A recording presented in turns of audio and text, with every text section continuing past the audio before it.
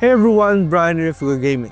Today, we're diving into something that's starting to hit gamers' pockets here in the Philippines. The new 12% value-added tax or VAT, specifically targeting digital games and platforms like Steam, PlayStation Network, Xbox Live, and Epic Games Store. I know talking about tax isn't exactly fun, but trust me, this is important, especially if you're someone who buys games regularly. Let's unpack exactly what this means, how it's going to affect prices, and what games have already been impacted. To kick things off, what exactly is VAT? Simply put, VAT is a tax applied to goods and services, which now explicitly includes digital products. Recently, our government expanded this tax to digital platforms, aiming to generate more revenue from digital sales. So now, whether you're buying new games, downloadable contents, battle passes, skins, or subscription like PlayStation Plus and Xbox Game Pass, you're going to see an additional 12% charge included. Here's how it works in practice. Imagine a game price at 1,000 pesos. Now with the VAT, the final price you'll pay at checkout becomes 1,120 pesos.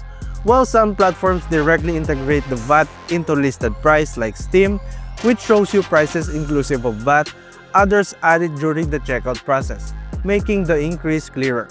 That 12% might seem small at first, but it quickly adds up when purchasing multiple games or high-value items. So what games have already felt this impact? Let's look at some high-profile examples.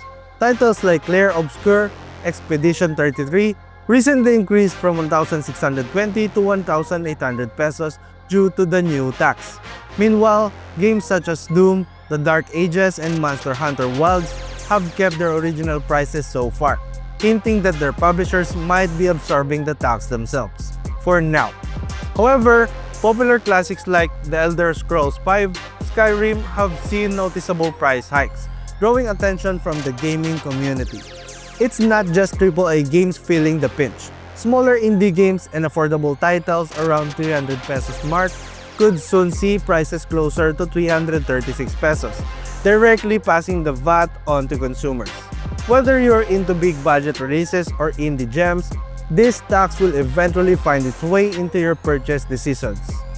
But beyond just paying extra at checkout, what does this mean practically for us gamers? Firstly, the immediate impact is clear. Games will cost more. For example, a major new release originally priced around 4,500 pesos will now cost approximately 5,040 pesos. This might mean gamers, especially those on tighter budgets, will need to be more selective about their purchase, potentially skipping out on games they'd otherwise enjoy. Additionally, there's concern this might push some gamers toward gray markets or unauthorized resellers to avoid the tax. Though tempting due to lower prices, these avenues carry significant risk, including fraud, invalid keys, or compromised accounts.